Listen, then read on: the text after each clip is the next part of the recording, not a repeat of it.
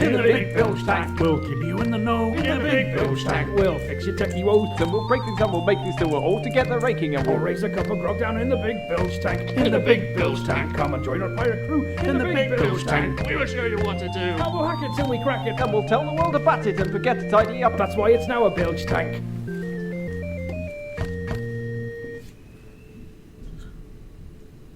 Hello and welcome to episode 032 of the Bilge Tank. That's 2 to the power of 5 for those of you watching in binary. Banner a day. Banner a day. Yep. We had to kill and eat Phil because we were all quite hungry. Yeah, and there's Yeah. no burritos. Or Unacceptable. he's down Cambridge, I think, at the moment. You know, you choose which story is true. Yeah. Anyway, hi folks. So we got a lighter thing today because me and John are just talking about whatever's in front of us and just generally shooting about the internet, poking things. Yep. But we've got a few good nuggets today, haven't we? Yeah, we got some Yeah. new products. We got a few links to some interesting stuff we've seen or have sent to us, and Yeah. I can't find the stream on here. Which stream? 032. 032? Yeah. It'll be in the live stuff. It won't be in the videos. Where'd you find that? I don't know. Okay. You check Twitter. I Twitter. I should Definitely totally on go on Twitter. Okay. Yeah. That's cool. Anyway, You yeah. cover it. Okay, I'll just talk about, I've just moved house, so I've been to IKEA recently because I like homogenous mass market items that people can share their hacks and experiences with. But I noticed they've just relaunched their NIMH rechargeable battery range called Ladder, which is pretty good. You can get a pack of the high capacity AA's for just over a £5. But the thing I really liked that they had was they have a USB powered 2-port battery charger for NIMH for just £1.80. It's pretty And incredible. that seems like something quality and good, and it's got all the conformance marks you could want in the world on the back of it. So if you were thinking about getting your remote controls onto NIMH rechargeables, IKEA have just relaunched Ladder. There's a couple. Have we got a close-up camera? Yeah, we bring it in. got close up, yeah. One thing I really like about this is this is exactly the same battery pack, and it was £1.70 or something. Yeah, This episode is not sponsored by IKEA, by the way. Oh, we It's just just love- kind of cool. just stuff you can hack together. But I just really like the way they deal with the two different battery sizes. So if you're charging an AAA, it has like this slightly tilted downwards aspect, and then it also supports full AAs. Quite slow to charge, I think you said. Yeah, the big But- battery for a full charge can take like 12 hours, but it's USB and you just stick it there, let it go, have a lot of batteries and just rotate them. Excellent for things like when you're at an event or whatever, just Yeah. recharging your batteries on the fly, which is pretty cool. Yeah, it just kind of beats having these kind of stacks of throwaway batteries from Maplin. Yeah. And somebody actually did a really good test profile of these, and they ran it through a cycle of torch test, where it goes 2 amp hours over to full discharge, and they did like 400 or 500 cycles of it as a torch test, which beats the IEC testing rig. Right. Which is, they said they're good batteries. They're not the best, but they did better than some Eneloops.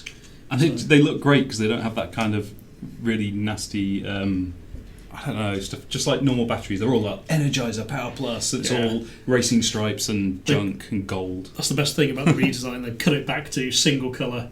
You have the cheapy ones, which are kind of a poo brown, and you have the good ones, which are white. Which, not the best choice in the world.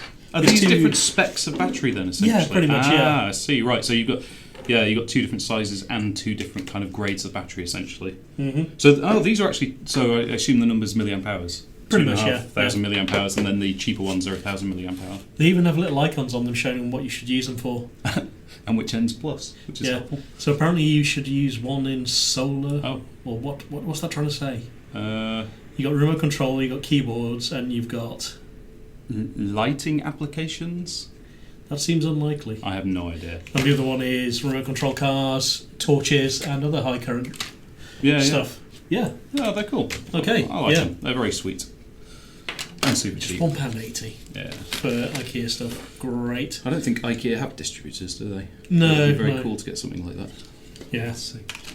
Anyway, from stuff you can buy from us instead of IKEA. Yeah, we have. Very excited to have the new Black Hat Hacker, the mini Black Hat Hacker. Yeah. Loads of people want their Black Hat Hacker pre-assembled, and who can blame them? It's like 240 solder joints. So we've come up with basically a mini format which makes it kind of smaller anyway. It's a bit more toteable. Yep. But these come fully assembled with headers. We will do I'm trying to find the centre. There we go. We will do a variant that doesn't have the headers pre-installed. in case you want alternate headers. But look at the angle. quality of solder on that. That's immense. Beautiful.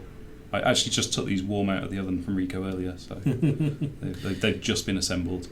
But yeah. So, yeah. I mean, anyone would struggle to get that kind of finish at home anyway. Wave soldering is so consistent. Yeah. It's really very, very good. There's always a lot of people wanting pre-assembled, like you say, so we can now cater to that with our nice panels.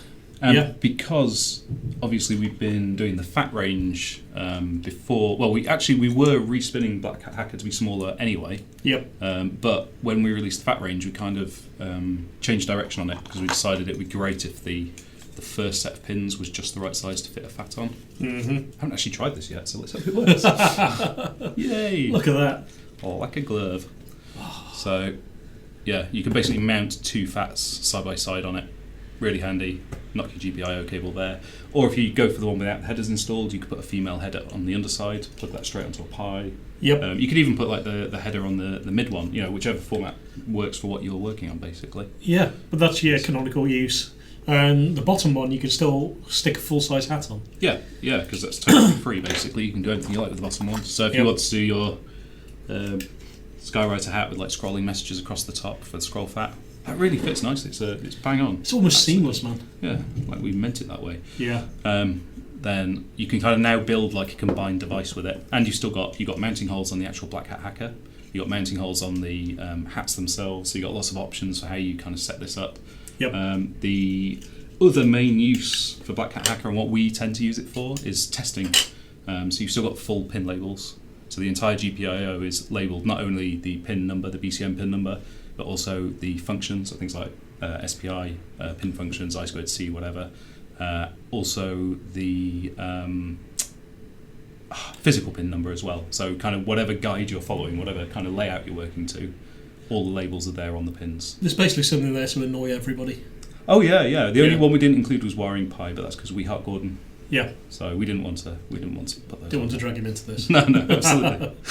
So yeah, with infinite variation, you can make up some really funky projects there. Yeah. Great. Very nice. I don't even know what the price is yet because we haven't put it on the store, so I don't know if the guys have worked out what the final price point is. Reasonable.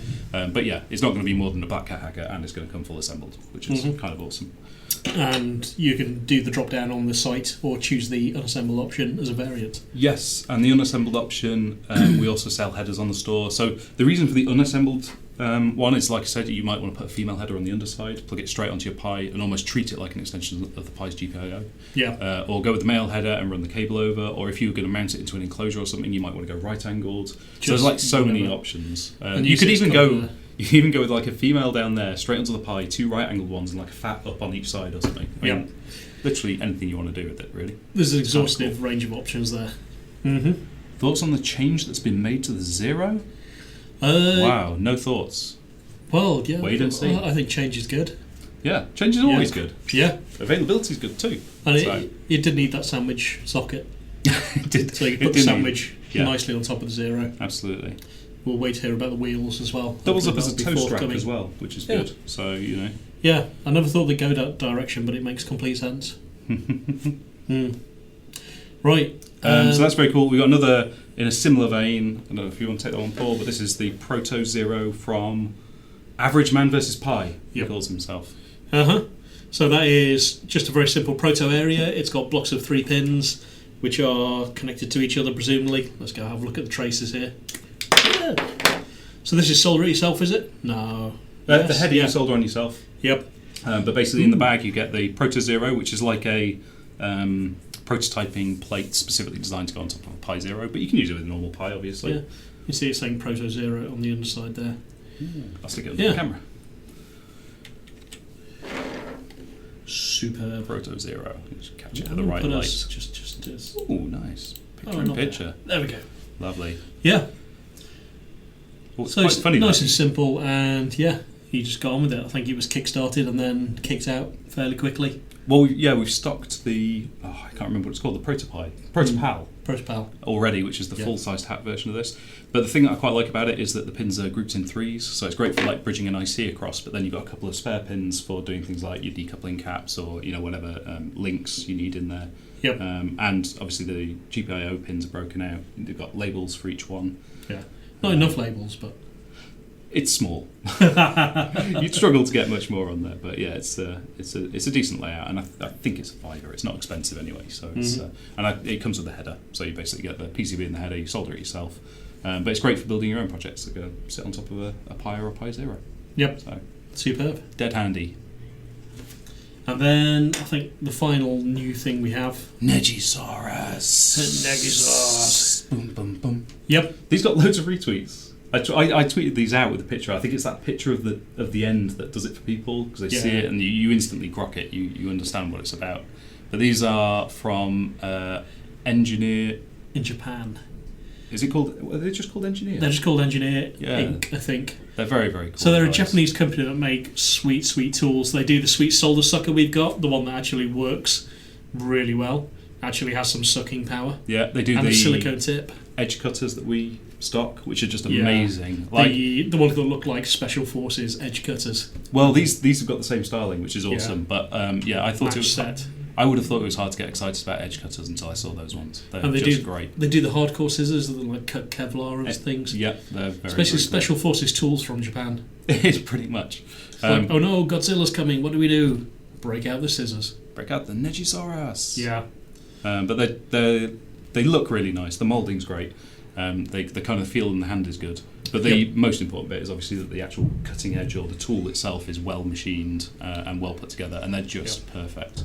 Like they just feel so great. The tolerances on the kind of the joints is insane. I shouldn't show that to Paul because you can't see. But yeah, the kind of. But as Sandy's saying, machining quality is excellent. The thing about the end of it is it's made for when you've got a screw where you've stripped the where you've stripped the cut in it. You can actually use this to grab the outside of the screw and just wrench it out. Or for rusted in screws, things like that. Things that are hard to get hold of. This kind of curve in the end is serrated. So there is it's kind of hard to see on camera, but there's actually serrations along the inside of this curve. So you see somebody just there with a rubber band trying to get the screwdriver to bite, and you're there with this, looking pro style. That's it. You pull it out of your engineer tool belt. Yeah. You flick it around your finger a couple of times. And in you go, take it away. We should take something apart, but everything in here works at the moment. So it'd be a real shame. Yeah, we could fix that pretty quickly. The other thing they've got is a cutting blade, which is just down the edge. So kind of like a nice handy little extra. Good for stripping wires, things like that. Yeah. Oh no, these guys don't. Sorry, my mistake. Different ones. No. No, these don't. These are just the kind of screw tip and general purpose. Like fingernails. Just. It's the only thing I think of. But they are very nice. I think, if I remember correctly, they're kind of M2 to M4 sized screw heads that they're designed for. So, yeah, useful for a lot of things. Yeah. We need more tools like this as opposed to just rubbish tools. Yeah. We just keep having one more tool from them, don't we? We do. Well, those guys and iFixit. Spanner. Oh, the little tiny spanner. The little tiny, amazing. Like a little wrench, isn't it? Little adjustable wrench, yeah. Really nice. iFixit. We got new range from them as well, haven't we? We do, but I didn't bring any up. But we can have a quick look on the website. Yeah. So iFixit have refreshed a number of their things. Their Pro Tool kit is now slightly more pro. So we've got that coming in. It's here. It's here. It's in stock. Yeah. I think we got 3 new things. Oh, we should probably mention the NearPixel stuff as well. That's all been updated to add the white elements. So we've got the new iFixit ProTech toolkit, which is what Paul was talking about. I don't know the exact details of the changes. It's basically a revision to the existing product, isn't it? Yeah, did a couple more nice things, more plectrums, that kind of stuff. Yeah, but it's basically awesome. It's got a great range of iFixit tools in there and kind of like a tool wrap. Yep. And the other thing we brought in was the 64-bit driver kit. So it's just it's a massive selection of bits, like the weird tri-point bits you need for Nintendo stuff, the various and the good thing is style bits, all those kind of things. I'm just going to put that up on the main. Yeah, I'll bring it up. Yeah, there we go. Now our overlay's gone. Yeah, the good thing about this is it's 64-bit as soon as you get it as well. You don't need to wait for software updates. No, that is true actually. Yeah, very important these days. Yeah. But I keep turning to this whenever I get weird things. Like I got a new quadcopter off eBay, just one of the little FPV 250s, and the things to connect the motors are these teeny tiny hex screws. Right. Nothing to do them with. And turn around to the iFixit kit, they've got a bit for it. When you open the lid, a ray of light comes out of it as well, which Pretty is a much, nice touch. yeah. And angels singing. It's perfect. But yeah, basically it has pretty much every single bit you could possibly think of. Yeah. Like sim ejection tools as well. You know, they thought of everything. They put everything you might possibly want in there. Yeah. It's a great set. The other thing, while we're just looking at stuff on the shop, is that we have updated most of the Adafruit NeoPixel range because they have released nearly all of the products with the new versions of the WS2812B that has the integrated white So element. four elements. 4 elements instead of 3. They all come in 3 variants as well, so you've got like cool white, natural white, warm white. What this means is that you can use NeoPixels to do much better general lighting applications. You don't rely on mixing red, green and blue to get your kind of white cast or whatever. Yeah, the gamma curves and trying to colour match stuff. Yeah. Yeah. So now you get nice natural white element in there as well, which can kind of combine in with the colours. Adafruit are pretty much updating their entire range. These are saying coming soon, but I know they're all on the way. We've listed them on the site, so they'll be here Somewhere over anytime the now. Atlantic right now. Indeed. Hey, what's that, John? This is the Slice LED kit. Yep. A little bit of history about Slice is it's a project that Paul and I did with 3 other people. It was run as a Kickstarter, and it was basically trying to bring together everything we would want from a Raspberry Pi Media Center into one unit. And we went pretty overboard on it. It was like milled aluminium case, high quality DAC, real-time clock in there, so that it didn't have a reset clock every time you turned flaming TV back on. The lighting ring, just Oh all yeah, kinds of stuff. How could I miss the LED lighting ring when you say about what's going over the top? Yeah, 25 pixel LED lighting ring around it, so it can do like reactive effects when you're fast forwarding, rewinding, that kind of thing, which is really cool. But it was quite expensive, and for a while we were wondering about a way that we could make it kind of more accessible. And I think we've come up with something where essentially it works really well either on a flat surface or phaser mounted to the back of a TV, which is probably the most natural way to run it, at a much better price because you don't have to factor in the case or anything. And it's got the Compute Module 1 in there. We're expecting the 3 not imminently, but we know it's being planned. So this is a good chance to get an all singing, all dancing thing at a really quite nice price. Yes, yeah, that's the other aspect. Is it's currently at a lower price point because we know that CM3 is coming. You know, it was announced at the Raspberry Pi launch. We've still got some Compute Module stock, so we figured it was a great time to put it out there because we could do it at a discount price. People can grab it if they want to upgrade later. Then they can do that. Yeah, so, and I think the Pimrody crew can get a lot of hack out of that. Yeah, I reckon so. Cool. And we've got one set up here. Well, actually, I thought I brought one in. Go get one while. I've got one made up. While John does that, I'm just going to try and demonstrate the lighting effects. So I'm just going to use the XBMC remote control just to fire up a video on it. And what we've got here is we've got Hyperion running in a kind of beta format on it. So Hyperion plugin is available, and Hyperion, it runs like the Ambilight-like stuff. So the monitor behind us there has got the Slice light mounted on the back in VESA fashion. Do you want to give you some... Should we have a look at the Slice lights? Yeah. Let's lose us because it's quite big, isn't it? It's quite hard. Yeah, it's playing the movie though, John. It's playing the movie. Oh, see, sorry. We can go away. So, yeah, we'll come back to the movie in a minute. I'll switch the lights off so you can see it doing stuff. So this is the Slice PCB. This is normally enclosed in the aluminium case that Slice comes in. Essentially, this is a Raspberry Pi Compute module. So it's inserted into the SODIMM socket on the board. Yep. That's what you would be able to swap out for a CM3 when it's launched, and what we will be shipping them with when the CM3 comes out. But the interesting thing about this is the features it adds that a lot of people use anyway when they're building media systems for Pi, but they'll connect like a Wi-Fi dongle or whatever to achieve the extra bits of functionality. Yep. It's got infrared, which is nice. Not so good if it's VESA mounted, but if you've got it line of sight, you can use an infrared remote. You can bounce off the ceiling. Yeah, just a small mirror placed under the TV, something like that. It's got a real-time clock with battery, so obviously when it power cycles, if you want to turn it off overnight, whatever, it comes back up, it knows what time it is, which is always nice, or if you're travelling with it or whatever. It has a full-size HDMI output. The micro B socket's kind of interesting because it ties into another feature whereby if Slice is unpowered, i.e. if you unplug its main power supply and plug in a micro B cable to it from your computer or laptop, it immediately passes through to the disk. It goes into mass storage mode. Yeah, basically, yeah. And suddenly it pops up and says, "Hey, I'm a Slice hard disk. Fill me with movies. But it gives you a really quick and easy way to transfer films onto Slice. So you can Yep. just connect it to your laptop. You don't need to have all the Slice cabling installed at that point. You just pull this unit out, connect Yeah. it to your laptop. With the pop it some networking on the parts Pi and stuff, you can trickle stuff over the network, but Yeah. going direct to the hard disk is going to be the fastest. Which brings in the other feature, which actually has integrated SATA controller. So that's on the USB bus, which is why we've only got 3 ports instead of 4. But having a real disk drive attached to your Raspberry Pi is just awesome. You know, it's so handy. It's so much faster than the internal storage. If you want to set it up to boot off the disk, in principle it's possible. Obviously the video core has to do the first kind of bootstrap, but after that you can boot off the hard disk. It's much quicker. Yep. It doesn't come with the disk, so you know you have to Bring your own disk. drag that one dusty one out of a drawer that you've got. What more lying do you around. want? What more do you want, huh? Yep. But it'll take any 2.5-inch disc, so I think you can get them up to 2 terabytes at least. So you can get quite a lot of storage attached to it. Yep. And the USB ports are pretty powerful. Comes with a 5-volt 3-amp power supply. Yeah, which we need Beefy. that because of the disc and everything else that's going on here, and to, Yeah. like Paul says, to get decent power out of the USB ports. Yeah. Other than that, it's also got The 10100 Ethernet and a good quality audio DAC. That's the 3.5mm jack with Toslink in, so it does optical as well in mini Toslink. So when you switch it on, you can see red light beaming out of there.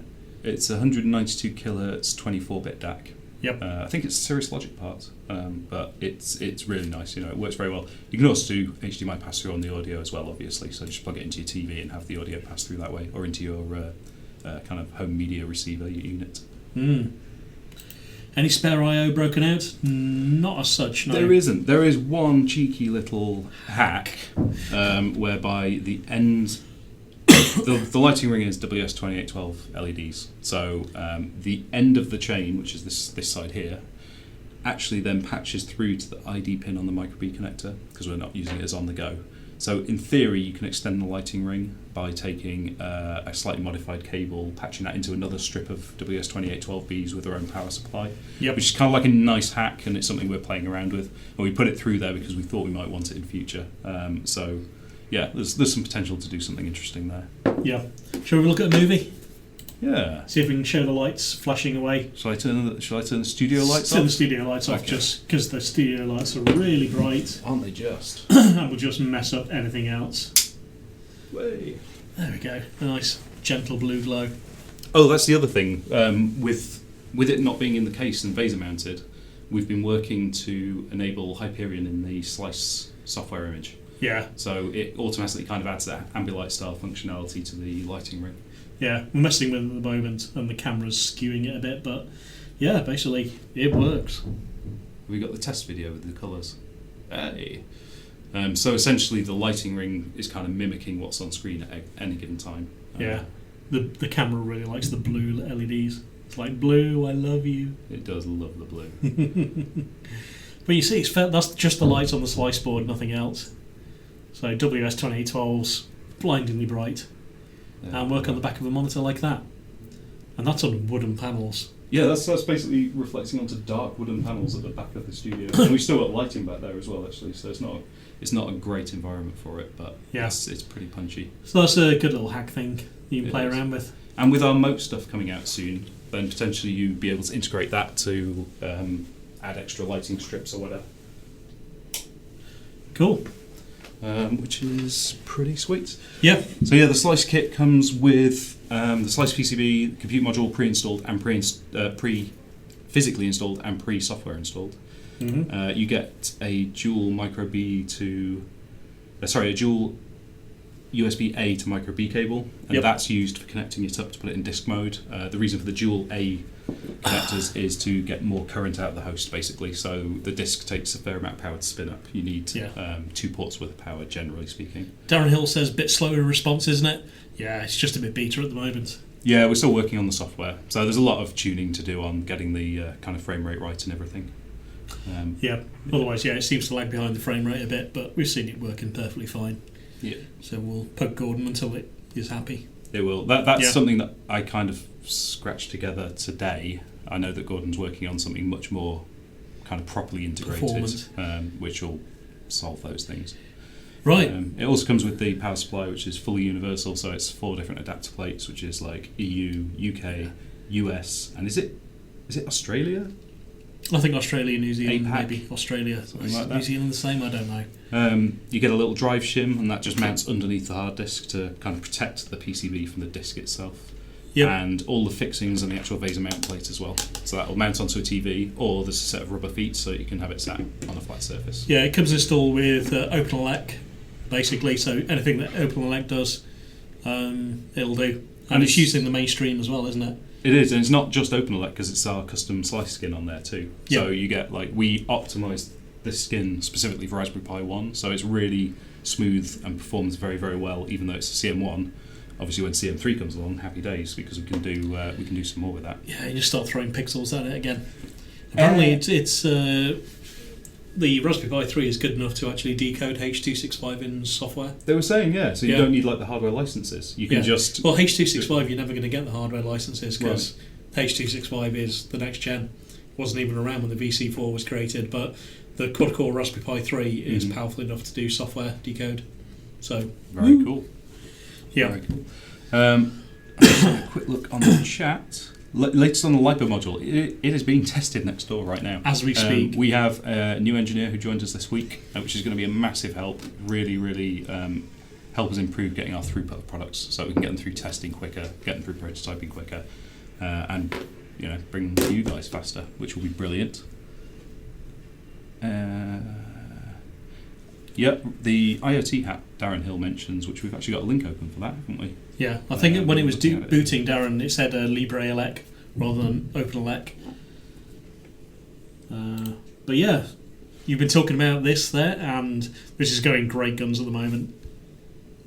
Mainly because Red Bear have good pedigree with IoT type stuff.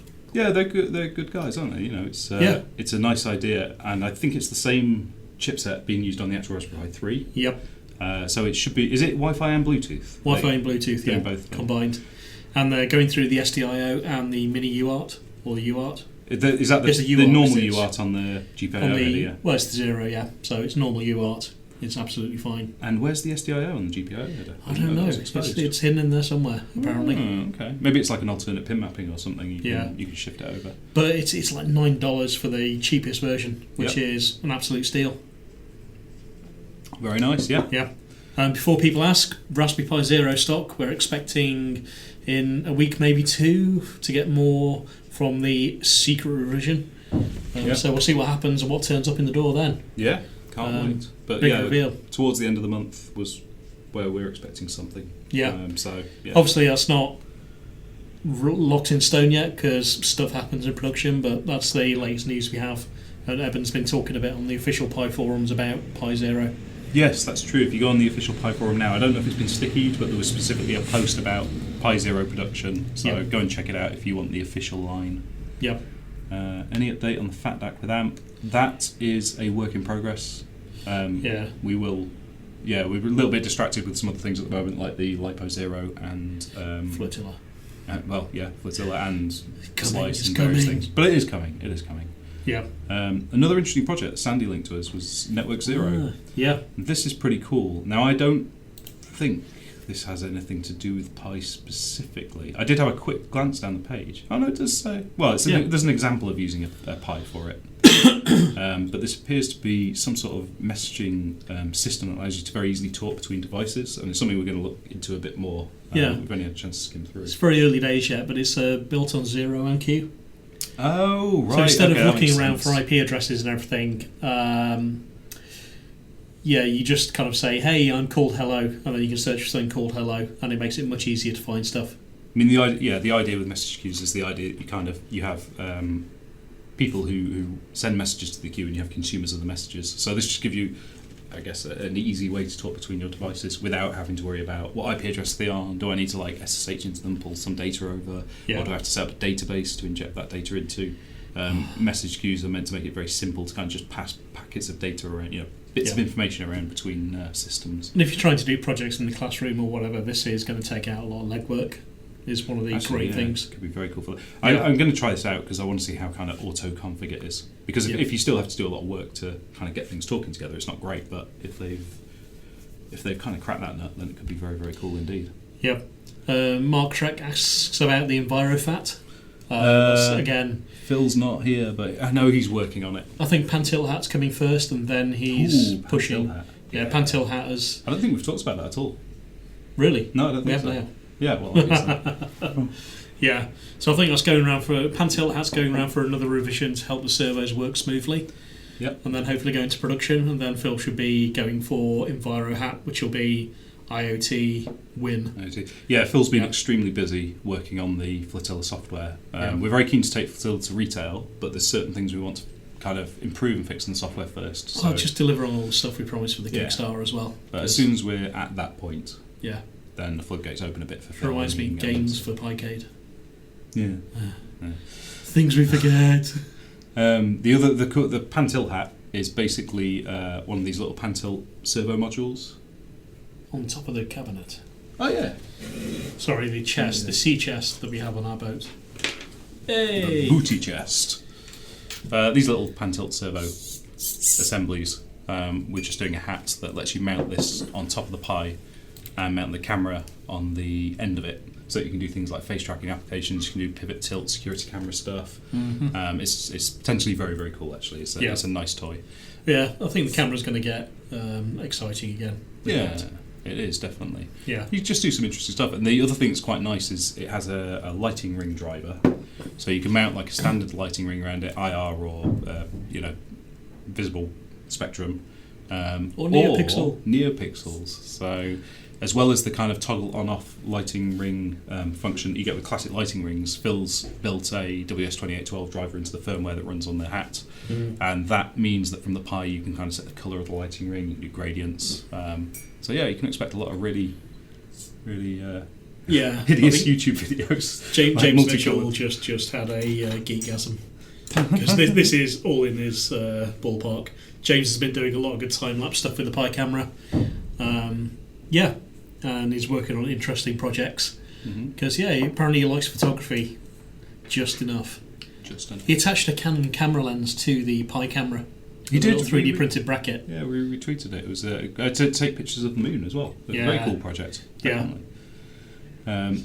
But yeah, the Pantilt Hat is pretty much ready, and the control it has over the servos is really nice, really, really smooth. We put a microcontroller on there because the Pi can't really do it.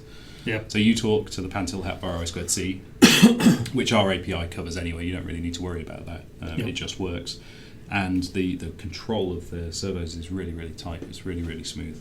It works well. Bobblot asks, how does the camera cable cope with the movements? Well, obviously you need a long enough camera cable, but it should be absolutely fine. There should be no problem. I mean, basically you've got loads of slack on these. The way the hat's been designed is that the camera face is kind of out that way, and then there is a routed hole through for the cabling. So the cables don't actually move that much because obviously the base is fixed. It's a very slight movement, and the camera cable's the same, kind of out to the top and down through the Pi. So It should fare pretty well, and if not, we sell spares, coincidentally. we do. Actually, when the face detection detects that you've left the room, it actually just wiggles massively like that to wear out the cable. yeah, so we get the sale. to pull it out of the socket. Yeah. Yeah. So it's actually a nefarious plan. Yeah. Yeah. Pantilt Hat's going to be fun. Yeah. Yeah, looking forward to that one.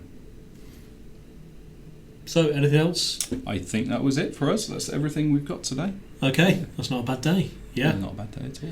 Will Pantilt work on A+? Yeah. Can't think of any Yeah, reason it'd be not. fine. No problem. It'll work on 0 as well. Yeah. Anything with a full hat style header is fine. Any Pi. Well, yeah, you haven't got the camera cable though. Oh yeah, that's true. It wouldn't be Oh, much well. use on this. Yeah. But any other Pi, perfectly fine. Yeah. You could just have it ineffectually waggling a camera around. Yeah. There you go. It can be like a It'll be an art project. piece. Yeah. Oh, yes, we're terrible. Yeah. That is it, folks. Right, thank you for tuning in for this slightly light on staff. Yeah.